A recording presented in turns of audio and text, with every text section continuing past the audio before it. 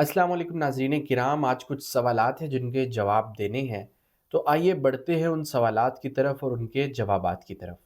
पहला सवाल है कि मैं एक देहात में रहता हूँ, वहाँ बहुत से आवारा कुत्ते हैं, क्या उनको खाना खिलाना जायज़ है? इसका जवाब ये है कि कुत्तों को घर में पालना तो जायज़ नहीं है, क्योंकि इनकी वजह से रहमत के फरिश्ते घर में दाखिल नहीं होते। हदीस पाक में ये आता है। लेकिन कुत्ता भी अल्लाह की मखलूक है। अगर उसकी भूख प्यास को दूर किया जाए तो ये भी बाइसे अज्र है। हदीस पाक में आता है, जिसका मफ़हूम है कि एक शख्स को बहुत ज़्यादा प्यास लगी हुई थी। वो एक कुएं के पास गया, उसने कुएं से पानी निकाल कर पिया। तो जब उसने पानी पिया तो देखा उसके साथ ही एक कुत्ता भी हाँफ रहा है, जिसको बहुत ज़्यादा प्यास लग रही है। तो उसने अपना मोज़ा कुएं के अंदर डाला, पानी निकाल कर कुत्ते को पिलाया।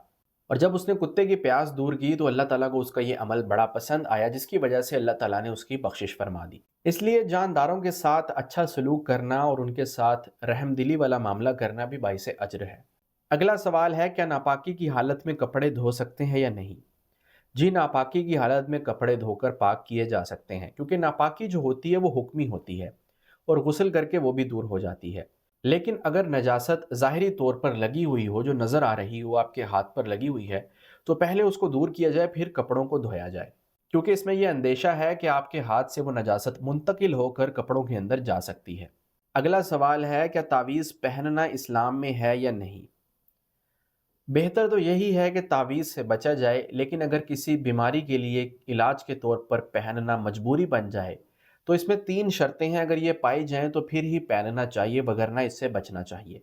पहली शर्त यह है कि किसी जायज़ मकसद के लिए इसको पहना जाए, मकसद इंसान का नाजायज़ ना हो। दूसरी शर्त यह कि इसको मुअस्सिर बिज़ात ना समझा जाए, यानी ये ना समझा जाए कि इस चीज़ से मुझे शिफा मिलनी है, बल्कि अपनी नज़र अल्लाह पर रखी जाए कि अल्लाह ताला शाफ़ी हैं, शिफा देने वाले वही हैं। ये चीज़ एक ज़रिया है। जैसे इंसान बीमार होता है तो वो दवाई लेता है, तो दवाई एक ज़रिया है, असल शिफा उसको अल्लाह ने ही देनी है। इसलिए तावीज़ को भी सबब के दर्जे में रखा जाए और अपनी नज़र अल्लाह पर रखी जाए कि अल्लाह ही हकीकी मुअस्सिर हैं। और तीसरी शर्त यह कि उस तावीज़ के अंदर कुरान और हदीस से साबित शुदा कलिमात के ज़रिए लिखा गया हो, या कुछ ऐसे अल्फाज के ज़रिए लिखा गया हो कि जिनका माना व मफ़हूम इंसान को पता हो। अगर तावीज़ के अंदर कुछ ऐसी चीज़ें लिखी गई हैं कि जिनका कुछ पता नहीं चल रहा, या कुफ्र व शिर्क वाली बातें लिखी हुई हैं, तो उस तावीज़ से तो बचना ज़रूरी है। जब तावीज़ के अंदर ये 3 शर्तें पाई जाएँ तो तब ही इंसान इसको पहने, और वो भी पहनना अगर बहुत बड़ी मजबूरी हो। और अगर इन 3 शर्तों में से कोई एक शर्त भी इसमें ना हुई तो इसका पहनना शरअन नाजायज़ है।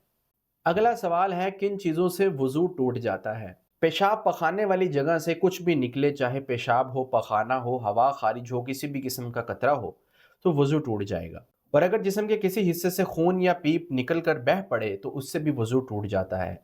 मुंह भरकर कै आ जाए, उल्टी आ जाए, तो उससे भी वज़ू टूट जाता है। हाँ, अगर मुंह भर के कै नहीं आई तो उससे वज़ू नहीं टूटेगा।